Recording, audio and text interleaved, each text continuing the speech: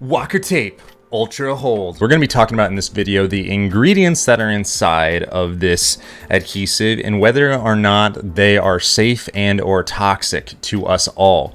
So this is going to be a video that has a few more scientific terms in it, but we're going to just basically look at the ingredients one by one and see what the toxicology reports are on it. I think it's important that we start looking and have a little bit more knowledge on what it is that we are using on our skin. Skin is the largest organ on the body, which means that it can absorb chemicals and toxins as well as some good things into our body, into our bloodstream.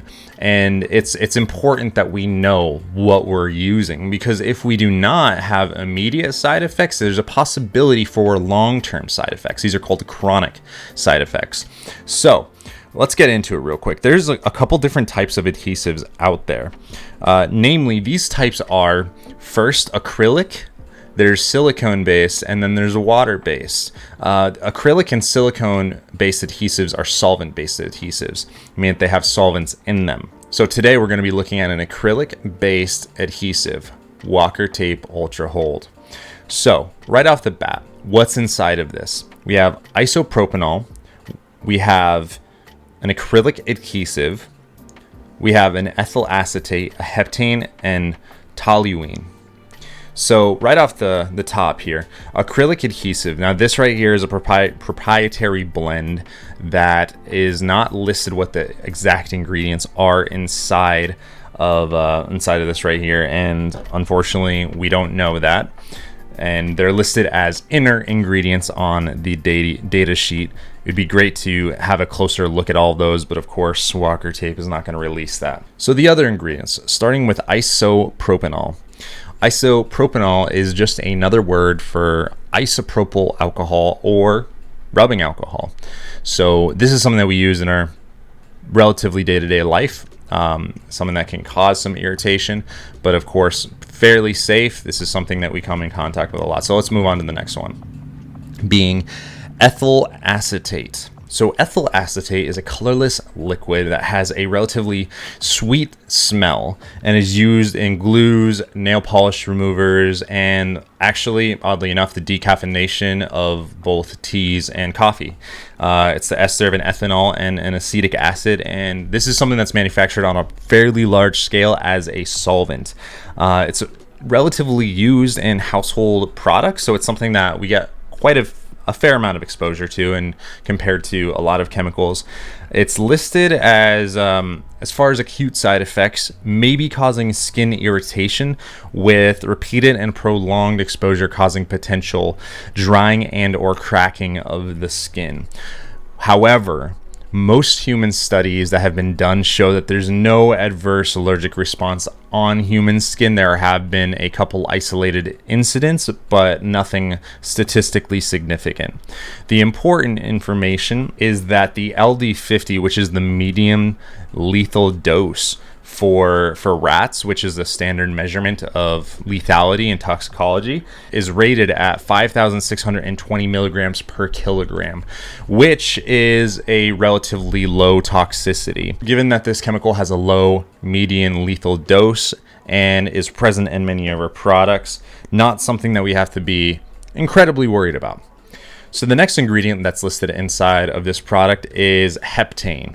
Now, heptane is a straight chain alkane with 7 carbon atoms. And what that means is that it is an acrylic saturated hydrocarbon, which is an alkane consisting of hydrocarbons and carbon atoms consisted of a tree-like structure. So this is actually listed as a skin irritant.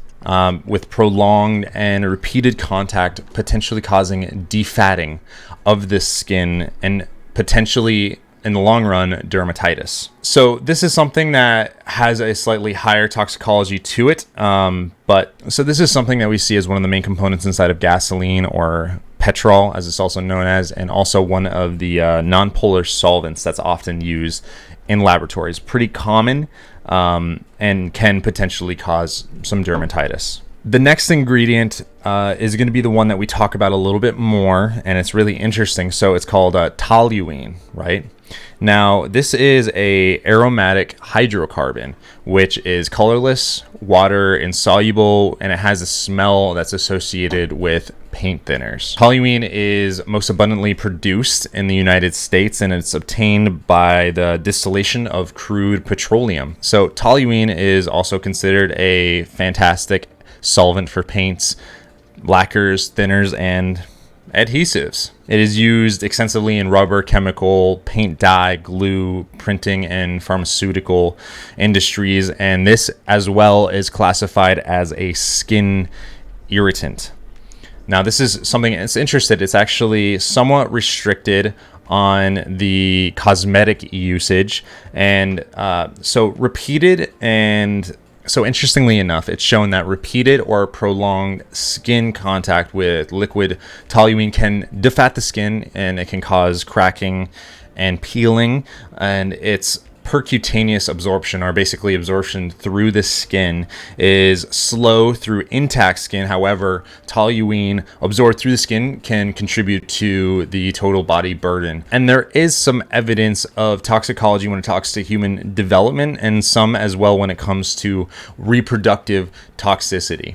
So a couple studies have indicated that chronic toluene exposure, so prolonged exposure to it at less than 200 parts per million, have been associated with headache, fatigue, and nausea, with workers exposed to 200 to 500 parts per million reporting loss of coordination, memory loss, and even loss of appetite, with some workers developing reversible disorders of the optic nerves after chronic exposure in their workplaces. It has not been confirmed as a human reproductive hazard, but it's known to cross the placenta, and it's excreted through breast milk. So I'm not trying to scare anybody, but this next study was kind of interesting in respect to toluene. There were 5 cases of children whose mother used toluene recreationally while pregnant, and this is probably associated with sniffing like paint thinners and things like that, which is a recreational use of toluene.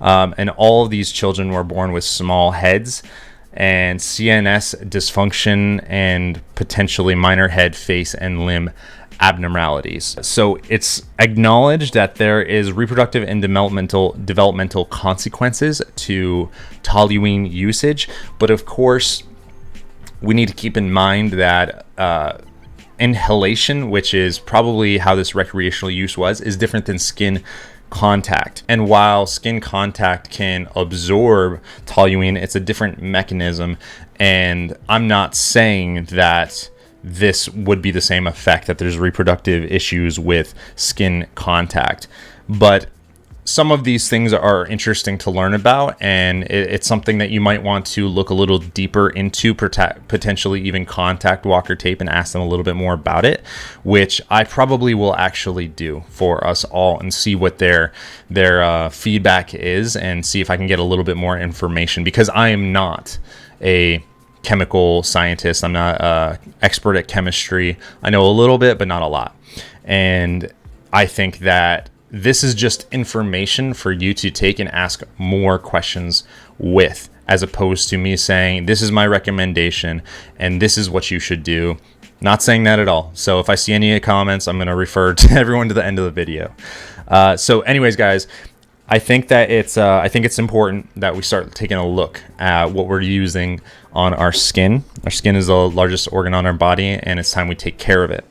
So if you want to see more videos like this, like, comment, subscribe, and also let me know you're interested in me taking a look at some of the chemical properties of the different things that we're using. All right, take care.